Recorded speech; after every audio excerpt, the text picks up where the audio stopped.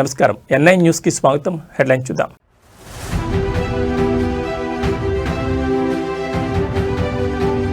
Phone tapping కేసులో హరీష్ రావుకు ఊరట. హైకోర్టు ఇచ్చిన ఉత్తర్వుల్లో జోక్యం చేసుకోలేమన్న సుప్రీంకోర్టు.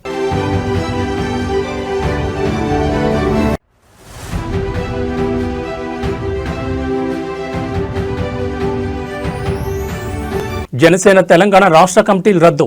కమిటీల స్థానంలో అర్హ కమిటీల నియామకం.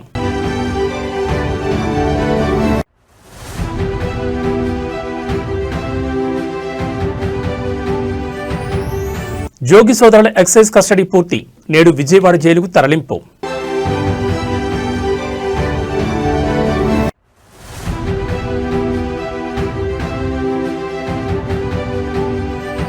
ఉత్కంఠ రేపుతున్న బొమ్మనహాల్ ఎంపీపీ ఎన్నిక. ఎంపీపీ స్థానాన్ని దక్కించుకునేందుకు వైసీపీ టీడీపీ పోటీ.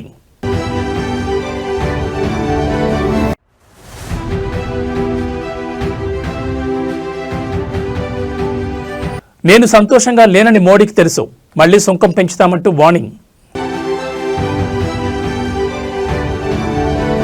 ఇక డీటెయిల్స్ చూస్తే ఫోన్ ట్యాపింగ్ కేసులో మాజీ మంత్రి హరీష్ రావును విచారించేందుకు అనుమతించాలని తెలంగాణ ప్రభుత్వం ఇటీవల సుప్రీంకోర్టులో పిటిషన్ దాఖలు చేసిన విషయం తెలిసిందే. ఈ మేరకు ఇవాళ ఆ పిటిషన్పై justice BV Nagarathna, justice Ujjal భూయన్లతో కూడిన ధర్మాసనం విచారణ చేపట్టింది. ఇరుపక్షాల వాదనలు విన్న కోర్టు తెలంగాణ హైకోర్టు ఇచ్చిన ఉత్తర్వుల్లో తాము ఎలాంటి జోక్యం చేసుకోలేమని తేల్చెప్పింది. అనంతరం తెలంగాణ ప్రభుత్వం దాఖలు చేసిన స్పెషల్ లీవ్ పిటిషన్ కూడా కొట్టివేస్తున్నట్టు ధర్మాసనం వెల్లడించింది. కోర్టు తాజా తీర్పుతో ఫోన్ ట్యాపింగ్ కేసులో హరీష్ రావుకు భారీ ఊరట లభించినట్లయింది. కాగా డిసెంబర్ 2024లో సిద్దిపేటకు చెందిన వ్యాపారి గంధకోని చక్రధర్ గౌడ్ గత బీఆర్ఎస్ ప్రభుత్వ హయాంలో మాజీ మంత్రి హరీష్ రావు ఆదేశాల మేరకు అప్పటి పోలీసు అధికారులు తన ఫోన్ అక్రమంగా ట్యాప్ చేశారని, తనను మానసికంగా వేధించి భయభ్రాంతులు గురిచేశారని పంజగుట్ట పోలీసులకు ఫిర్యాదు చేశారు. దీంతో హరీష్ రావుపై ఎఫ్ఐఆర్ నమోదైన విషయం తెలిసిందే. అయితే తనపై నమోదైన కేసును కొట్టివేయాలని ఆయన తెలంగాణ హైకోర్టును ఆశ్రయించారు. దీంతో ఆయన పిటిషన్పై విచారణ చేపట్టిన హైకోర్టు కేసులో తగిన ఆధారాలు లేవని పేర్కొంటూ 2025 మార్చి 20న ఆ కేసును కొట్టివేసింది. ఈ క్రమంలోనే హైకోర్టు తీర్పును సవాల్ చేస్తూ రాష్ట్ర ప్రభుత్వం సుప్రీంకోర్టులో పిటిషన్ దాఖలు చేసింది. కేసు విచారణ కీలక దశలో ఉన్నందున మాజీ మంత్రి హరీష్ రావును విచారించేందుకు అనుమతి ఇవ్వాలని ప్రభుత్వం సుప్రీంకోర్టును అభ్యర్థించగా ఇవాళ ధర్మాసనం విచారణ చేపట్టి పిటిషన్ కొట్టివేసింది.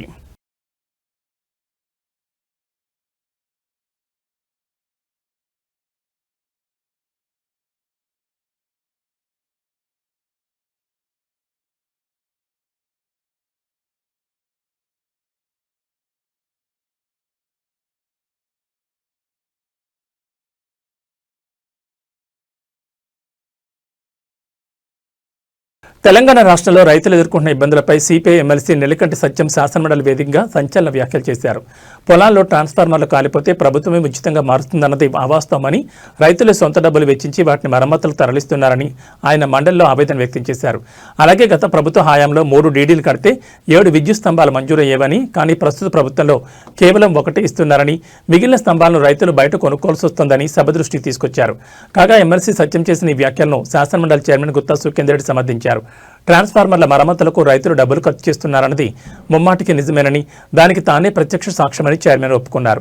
సభలో విద్యుత్ శాఖ మంత్రి బట్టి విక్రమార్క అంతా సవ్యంగానే ఉందని చెప్తున్నప్పటికీ క్షేత్రస్థాయిలో పరిస్థితి అందుకు పూర్తిగా భిన్నంగా ఉందని, బయట పనులు సాఫీగా జరగడం లేదని చైర్మన్ స్వయంగా వ్యాఖ్యానించడం అధికార పక్షాన్ని ఇరకంటంలో పెట్టింది. ఎందుకంటే వాస్తవంగా ఇప్పుడు మీరు చెప్పినటువంటి విధానం ఎక్కడ కూడా లేదు. నా తెలిసిన నల్గొండ జిల్లాలో అయితే మా మునుగోడే నాది. మరి మేమే ట్రాక్టర్లు పెట్టి కాలిపోతే ట్రాన్స్ఫర్ తీసుకుపోతే 3-4 రోజులు పడతా ఉంది. మునుగోడు ప్రాంతం మీరు ఎవరికైనా ఫోన్ చేయండి. మునుగోడులోనే ఆ మరమ్మతు కేంద్రం ఉంది. ఒక ట్రాన్స్ఫారం కాలిపోతే 3 రోజులు 4 రోజులు పడతా ఉంది. అదేవిధంగా నార్కడపల్లి మండలంలో కూడా అదే పరిస్థితి. నల్గొండ జిల్లాలో ఎక్కడ కూడా మీరు చెప్పిన దాని అధికారులు తీసుకొచ్చి ట్రాన్స్ఫారం కాలిపోతే తీసుకుపోయినటువంటి దాఖలాలు లేవు. బహుశా చైర్మన్ గారు కూడా నల్గొండ జిల్లా, వారు కూడా ఉరుమడ్ల పెద్ద వ్యవసాయ రంగం ఉన్నటువంటి గ్రామం. అందువల్ల మీరు చెప్పే క్షేత్రస్థాయిలో అమలైతే లేదని సందర్భంగా నేను గుర్తు చేస్తూ ఉన్నాను. మరి చాలా దారుణంగా ఉంది. నిజంగా రైతులే స్వయంగా 10,000 రూపాయలు 15,000 రూపాయలు ఖర్చు అయ్యేటువంటి పరిస్థితి ఉంది. అందరు రైతులు ఆ సందర్భంగా 500 1000 వేసుకొని ఆ రకంగా ఇబ్బంది అయ్యే పరిస్థితి ఉంది. అందువల్ల దయచేసి దాన్ని అర్థం చేసుకోవాలని నేను మంత్రి గారికి విన్నపం చేస్తూ ఉన్నా. అదేవిధంగా చాలా ఇబ్బందికర వాతావరణం. పోళ్ళు గతంలో ఒక 3 డీటీలు కడితే ఒక 7 పోలు 5 పోలు ఇచ్చేది గత ప్రభుత్వాల. ఇప్పుడు 1 పోలు 1 ఫ్లోర్. ఇప్పుడు మేము రైతులు కొనుక్కోవాల్సిన పరిస్థితి ఏర్పడతా ఉంది. అంటే చాలా ఇబ్బందికర వాతావరణం. నేను ఈ మధ్యకాలంలో ఎస్సీ గారితో వాళ్ళతో మాట్లాడినప్పుడు కూడా సార్ ఈసారి లేవు అసలు మేము ఏం చేయాలి. పుల్యావల్ అనే గ్రామానికి ఈ మధ్యన ఒక 2 ట్రాన్స్ఫరాలు ఇచ్చారు రైతులకు. అందువల్ల క్షేత్రస్థాయిలో మీరు చెప్పేది అమలైతే లేదు. ఈ సందర్భంగా మరి మంత్రి గారి దృష్టికి చైర్మన్ గారితో తీసుకొస్తా ఉన్నాం. అందువల్ల ఇప్పటికైనా డీడీలు కట్టినటువంటి రైతులకు మరి చాలా వరకు వెంటనే అమలు చేయాలని సందర్భంగా చేస్తూ గుర్తు. నకిలీ మద్యం కేసులో నిందితులైన జోగి సోదరులను నేడు విజయవాడ జైలుకు తరలించనున్నారు. ఇటీవల వారిని విచారణ నిమిత్తం ఎక్సైజ్ అధికారులు కస్టడీలోకి తీసుకున్నారు. ఆదివారంతో వారి కస్టడీ ముగిసింది. దీంతో తిరిగి విజయవాడ కోర్టుకు వారిని తరలిస్తామని అధికారులు పేర్కొన్నారు. తంబళ్లపల్లి కోర్టును వారిని ఆదివారం రాత్రి వారిని హాజరుపరచనున్నట్లు పేర్కొన్నారు. కోర్టులో హాజరుపరిచి మదనపల్లి సబ్ జైలుకు తాత్కాలికంగా తరలించామన్నారు. చట్టపరమైన ప్రక్రియ అనంతరం తిరిగి వారిని విజయవాడ జైల్లో అప్పగిస్తామన్నారు. 3 రోజుల పాటు A32 జోగి రమేష్, A33 జోగి రాములను విచారించిన కీలక విషయాలు రాబట్టామని తెలిపారు. ఇదిలా ఉండగా జోగి రమేష్ కుమార్, రాజీవ్ తంబళ్లపల్లి కోర్టు వద్ద నిందితులై జోగి సోదరులను కలిశారు. ఆయనతో పాటు స్థానిక వైసీపీ ఎమ్మెల్యే పెద్దిరెడ్డి ద్వారకానాథ్ రెడ్డి ఉన్నారు. జోగి రమేష్తో వారు వ్యక్తిగతంగా మాట్లాడినట్టు సమాచారం.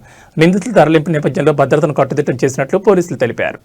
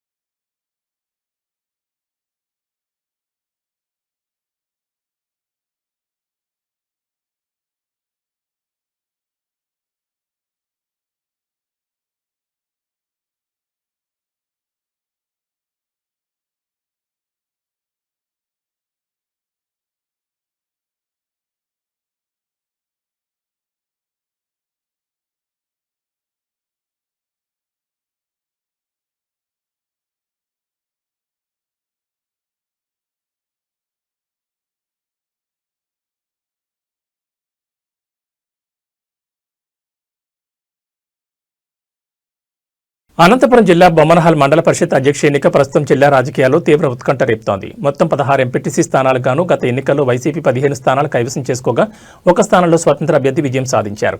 అయితే రాష్ట్రంలో కూటమి ప్రభుత్వం అధికారంలోకి వచ్చిన తర్వాత సమీకరణలు వేగంగా మారిపోయాయి. వైసీపీకి చెందిన 5 ఎంపీటీసీలతో పాటు స్వతంత్ర అభ్యర్థి కూడా టీడీపీ గూటికి చేరడంతో ఎంపీపీ పీఠం దక్కించుకునేందుకు 2 పార్టీల మధ్య హోరాహోరీ పోరు నెలకొంది. గతంలో ఎంపీపీగా పనిచేసిన పద్మ తన పదవికి రాజీనామా చేయడంతో ఈ ఉప ఎన్నిక అనివార్యమైంది. ఈ నేపథ్యంలో ఎలాంటి అవాంఛనీయ సంఘటనలు జరగకుండా పోలీసులు పటిష్ట బందోబస్తు ఏర్పాటు చేశారు. ఈ ఎన్నికల ప్రక్రియలో అధికార పార్టీ దౌర్జన్యాలకు పాల్పడుతోందని వైసీపీ తీవ్రంగా ఆరోపిస్తోంది. వైసీపీ జిల్లా అధ్యక్షుడు అనంత వెంకటరామరెడ్డి నేతృత్వంలోని ప్రతినిధి బృందం అదనపు ఎస్పీని కలిసి ఈ మేరకు ఫిర్యాదు చేసింది. టీడీపీ నాయకులు తమ పార్టీ ఎంపీటీసీలపై భౌతిక దాడులకు దిగుతున్నారని, ప్రజాస్వామ్య విలువలకు విరుద్ధంగా వ్యవహరిస్తున్నారని వారు ఆవేదన వ్యక్తం చేశారు. కూటమి ప్రభుత్వం అధికార దుర్వినియోగానికి పాల్పడుతూ తమ అభ్యర్థులను భయభ్రాంతులకు గురిచేస్తోందని అనంత వెంకటరామరెడ్డి విమర్శించారు. ఎన్నికలు పారదర్శకంగా శాంతియుత వాతావరణంలో జరిగేలా భారీ పోలీసు బలగాలను మోహరించాలని వారు విన్నవించారు. ఈ రాజకీయ చదరంగంలో బొమ్మనహాల్ ఎంపీపీ పీఠం ఎవరికి దక్కుతుందనేది ఇప్పుడు సర్వత్రా ఆసక్తికరంగా మారింది.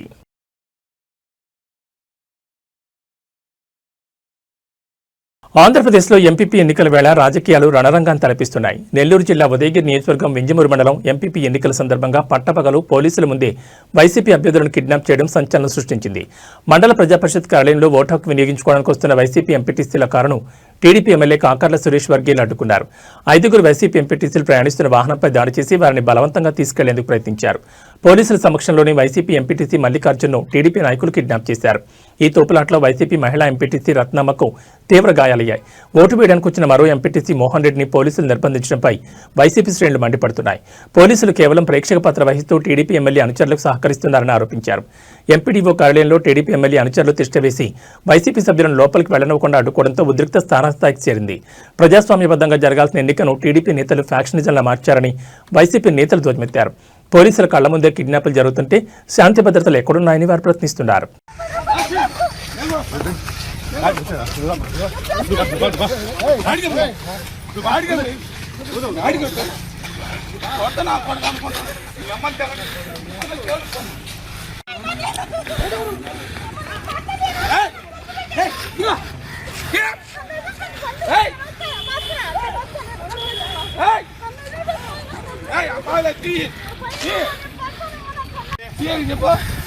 అడ్డా సీఏడా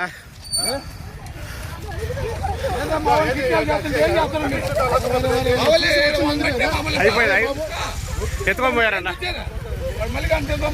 ఎత్తుకొని పోయారు. చూడు మీ ముందు ఏం చేస్తాను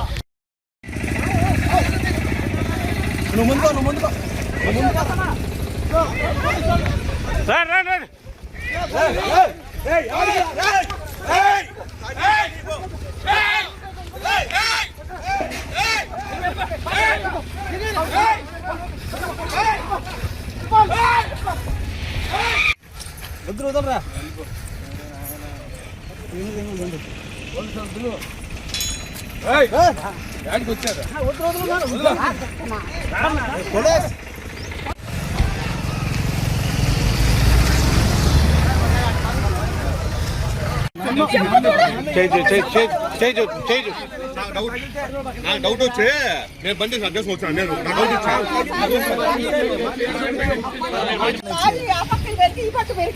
రాయలసీమ ప్రాజెక్టుల విషయంలో కూటమి ప్రభుత్వం అనుసరిస్తున్న తీరును నిరసిస్తూ వైఎస్ఆర్సీపీ చేపట్టిన ఆందోళన తిరుపతిలో ఉద్రిక్తతకు దారితీసింది. తిరుపతి కలెక్టరేట్ ముట్టడికి యత్నించిన వైఎస్ఆర్సీపీ ఇన్ఛార్జ్ మాజీ డిప్యూటీ మేయర్ భూమన అభినయ్ రెడ్డిని పోలీసులు అదుపులోకి తీసుకున్నారు. ఆందోళన సందర్భంగా వైఎస్ఆర్సీపీ నేతలు మరియు కార్యకర్తలు ప్రభుత్వానికి వ్యతిరేకంగా భారీ ఎత్తున నినాదాలు చేశారు. వెన్నుపోటు రాజకీయాలు చేశారు. రాయలసీమ ఎత్తిపోతల పథకాన్ని చంద్రబాబు ప్రభుత్వం ఉద్దేశపూర్వకంగానే ఆపేసిందని, తెలంగాణ ప్రయోజనాల కోసం సీమ ప్రయోజనాలను పణంగా పెట్టారని అభినయ్ రెడ్డి ఆరోపించారు. రాయలసీమకు దక్కాల్సిన కృష్ణానీటిని అడ్డుకుంటున్నారని, ప్రాజెక్టులు పూర్తి చేయడంలో కూటమి ప్రభుత్వం విఫలమైందని నినాదాలు చేశారు. భూమన అభినయ్ రెడ్డి తన అనుచరులతో కలిసి కలెక్టరేట్ లోపలికి వెళ్లేందుకు ప్రయత్నించగా పోలీసులు అడ్డుకున్నారు. ఈ క్రమంలో పోలీసులకు వైఎస్ఆర్సీపీ శ్రేణులకు మధ్య తోపులాట జరిగింది. పోలీసులు అభినయ్ రెడ్డిని బలవంతంగా అరెస్ట్ చేసి పోలీస్ స్టేషన్కు తరలించడంతో కార్యకర్తలు రోడ్డుపై బైఠాయించి నిరసన తెలిపారు.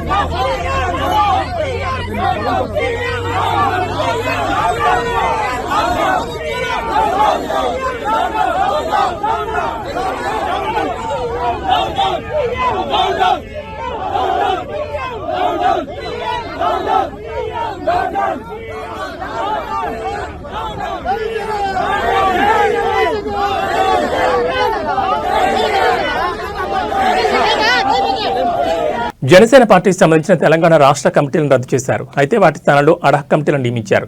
రాష్ట్రంలో పార్టీని క్షేత్రస్థాయిలో మరింత బలోపేతం చేసే దిశగా జనసేన పార్టీ అధినేత Andhra Pradesh deputy CM Pawan Kalyan focus పెట్టిన నేపథ్యంలో ఈ నిర్ణయం తీసుకున్నారు. జీహెచ్ఎంసీ, వీర మహిళ, యువజన, విద్యార్థి విభాగ కమిటీలను రద్దు చేసి కొంతమంది సభ్యులతో తాత్కాలికంగా అడహక్ కమిటీలను ఏర్పాటు చేశారు. ఈ అడహక్ కమిటీలు 30 రోజుల పాటు పనిచేయనున్నాయి. ప్రతి నియోజకవర్గం జీహెచ్ఎంసీ పరిధిలోని 300 వార్డుల్లో పర్యటించి కనీసం 5 సభ్యులతో జాబితాలను సిద్ధం చేసి పార్టీ కార్యాలయానికి అందజేయనున్నారు. త్వరలో పార్టీని సంస్థాగతంగా బలోపేతం చేసేలా నూతన కమిటీలను ప్రకటించనున్నట్టు తెలిపారు. ఈ నిర్ణయం జనసేన పార్టీ అధినేత పవన్ కళ్యాణ్ ఆదేశాల మేరకు పార్టీ ప్రధాన కార్యదర్శి రామ్ తాళ్లూర్ తీసుకున్నట్లు వెల్లడించారు. మొత్తంగా తెలంగాణలో జనసేన పార్టీని సంస్థాగతంగా మరింత బలోపేతం చేయాలన్న లక్ష్యంతో కీలక నిర్ణయం తీసుకున్నారు. పార్టీ అధినేత పవన్ కళ్యాణ్ ఆయన ఆదేశాల మేరకు తెలంగాణ రాష్ట్రంలోని అన్ని జనసేన కమిటీలను రద్దు చేస్తున్నట్లు పార్టీ ప్రధాన కార్యదర్శి రామ్ తాళ్లూర్ అధికారికంగా ప్రకటించారు. తెలంగాణలో క్షేత్రస్థాయిలో పార్టీ బలం పెంచే దిశగా పునర్వ్యవస్థీకరణ అవసరమని భావించిన పవన్ కమిటీల్లో మార్పులకు శ్రీకారం చుట్టారు. ఇందులో భాగంగా జీహెచ్ఎంసీ, వీర మహిళ, యువజన, విద్యార్థి విభాగ కమిటీలను రద్దు చేసి వాటి స్థానంలో తాత్కాలికంగా అడక్ కమిటీలు నియమించారు. ఈ కమిటీలు మొత్తం 30 రోజుల పాటు పనిచేయనున్నాయి. కొత్తగా నియమితులైన అడక్ కమిటీ సభ్యులు ప్రతి నియోజకవర్గం అలాగే గ్రేటర్ హైదరాబాద్ పరిధిలోని 300 వార్డుల్లో విస్తృతంగా పర్యటించనున్నారు.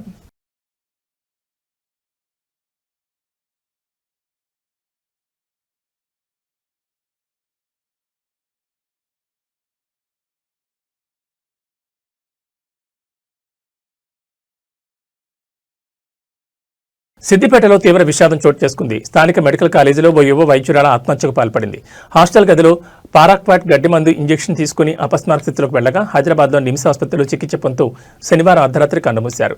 జోగులాంబ గద్వాల జిల్లాకు చెందిన లావణ్య సిద్దిపేట మెడికల్ కాలేజీలో హౌస్ సర్జన్ పూర్తి చేసి ప్రభుత్వ జనరల్ ఆసుపత్రిలో ఇంటర్న్షిప్ చేస్తున్నారు. శనివారం ఉదయం ఆమె తన హాస్టల్ గదిలోనే గడ్డి మందును ఇంజెక్షన్ ద్వారా తీసుకుని ఆత్మహత్యయత్నం చేశారు. ఈ విషయాన్ని గమనించిన తోటి విద్యార్థులు వెంటనే ఆమెను సిద్దిపేట ప్రభుత్వ జనరల్ ఆసుపత్రికి తరలించారు. పరిస్థితి విషమంగా ఉండడంతో మెరుగైన చికిత్స కోసం హైదరాబాద్లో నిమ్స్కు తరలించగా అక్కడ చికిత్స పొందుతూ మృతి చెందారు. ఇంటర్న్షిప్ డ్యూటీల ఒత్తిడి, మరోవైపు నీట్ పీజీ పరీక్షకు సిద్ధం కావాల్సి రావడం వంటి కారణాలతో లావణ్య తీవ్ర మానసిక వేదనకు గురైనట్లు కాలేజ్ సిబ్బంది భావిస్తున్నారు. ఈ ఘటనపై మృతురాలి కుటుంబ సభ్యుల ఫిర్యాదు మేరకు సిద్దిపేట 3 టౌన్ పోలీసులు కేసు నమోదు చేసుకుని దర్యాప్తు చేస్తున్నారు.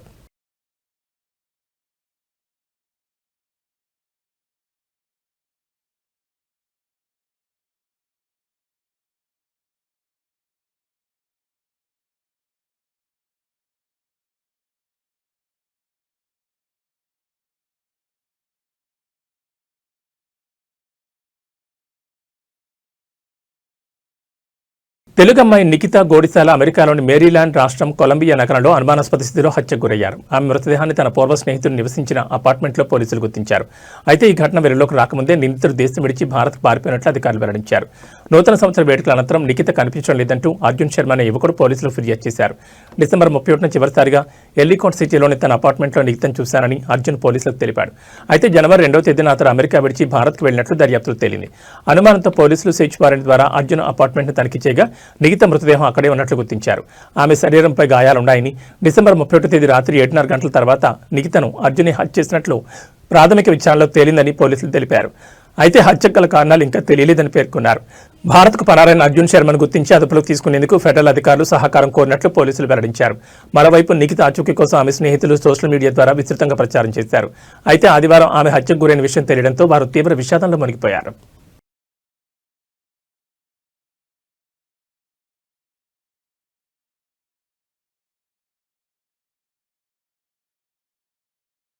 రెండు 2020లో దేశ రాజధాని ఢిల్లీలో జరిగిన అల్లర్ల వెనుక భారీ కుట్ర ఉందన్న ఆరోపణతో నమోదైన కేసులో విద్యార్థి నేతలు ఉమర్ ఖలీద్, షర్జీల్ ఇమాంలకు సుప్రీంకోర్టులో చుక్కెదురైంది. వీళ్ళిద్దరూ దాఖలు చేసుకున్న బెయిల్ పిటిషన్లను సర్వోన్నత న్యాయస్థానం తిరస్కరించింది. అయితే ఇదే కేసులో 5 ఏళ్లకు పైగా జైల్లో ఉన్న గల్ఫీషా ఫాతిమా, మీరన్ హైదర్ సహా మరో 6 నిందితులకు బెయిల్ మంజూరు చేసింది. Justice Arvind Kumar, justice Prasanna B వరాలేలతో కూడిన ధర్మాసనం ఈ తీర్పును వెలువరించింది. ఉమర్ ఖలీద్, షర్జీల్ ఇమాంలకు వ్యతిరేకంగా ప్రాథమిక ఆధారాలున్నాయని, అందువల్ల చట్టవిరుద్ధ కార్యకలాపాల నివారణ చట్టం సెక్షన్ 43(d)(5) కింద బెయిల్ మంజూరు చేయడానికి నిబంధనలు అంగీకరించమని ధర్మాసనం స్పష్టం చేసింది. అల్లర్ల ప్రణాళిక, జన సమీకరణ, వ్యూహాత్మక ఆదేశాలు ఇవ్వడంలో వీళ్ళిద్దరి పాత్ర ఉందని ప్రాసిక్యూషన్ సమర్పించిన ఆధారాలు సూచిస్తున్నాయని పేర్కొంది. ఈ కేసులో నిందితులందరి పాత్ర ఒకే స్థాయిలో లేదని, కుట్రలో వారి భాగస్వామ్యాన్ని బట్టి ప్రతి దరఖాస్తును విడివిడిగా పరిశీలించాల్సి ఉంటుందని న్యాయస్థానం అభిప్రాయపడింది. మిగతా నిందితులతో పోలిస్తే ఉమర్, షర్జిల్ పాత్ర భిన్నంగా ఉందని వ్యాఖ్యానించింది. అంతకుముందు ఢిల్లీ పోలీసుల తరపున వాదనలు వినిపించిన సొలిసిటర్ జనరల్ తుషార్ మెహతా ఈ అల్లర్లు ఆకస్మికంగా జరిగినవి కావని, దేశ సార్వభౌమత్వంపై జరిగిన ఒక ప్రణాళికాబద్ధమైన దాడిని వాదించారు. విచారణ ఆలస్యానికి నిందితులే కారణమని, వారు సహకరించడం లేదని ఆరోపించారు.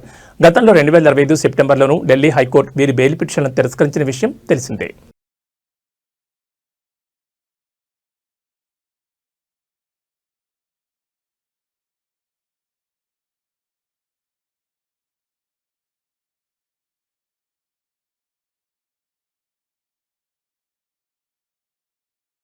ఈశాన్య రాష్ట్రాలైన అస్సాం, త్రిపురలో ఈ రోజు తెల్లవారుజామున భూకంపం సంభవించింది. అస్సాంలోని మెరిగావ్ ప్రాంతంలో భూకంపం సంభవించినట్లు నేషనల్ సెంటర్ ఫర్ సిస్మాలజీ వెల్లడించింది. భూకంప కేంద్రం భూమికి సుమారు 50 కిలోమీటర్ల లోతుగా ఉండగా రిక్టర్ స్కేల్పై దీని తీవ్రత 5.1గా నమోదైనట్టు తెలిపింది. అదే సమయంలో త్రిపురలో కూడా స్వల్ప భూకంపం సంభవించినట్లు ఎన్సీఎస్ ప్రకటించింది. గోమతి ప్రాంతంలో సుమారు 54 కిలోమీటర్ల లోతులో భూకంప కేంద్రం ఏర్పడగా రిక్టర్ స్కేల్పై దీని తీవ్రత 3.9గా నమోదైనట్లు పేర్కొంది. ఈ ప్రభావంతో మేఘాలయ రాష్ట్రంలోని పలు ప్రాంతాల్లో కూడా స్వల్పంగా భూమి కంపించినట్టు సమాచారం. అయితే ఈ భూకంప ఘటనలతో ఎలాంటి ప్రాణ నష్టం లేదా ఆస్తి నష్టం సంభవించలేదని అధికారులు స్పష్టం చేశారు. ప్రస్తుత పరిస్థితులను అధికారులు నిరంతరం పర్యవేక్షిస్తున్నట్లు తెలిపారు.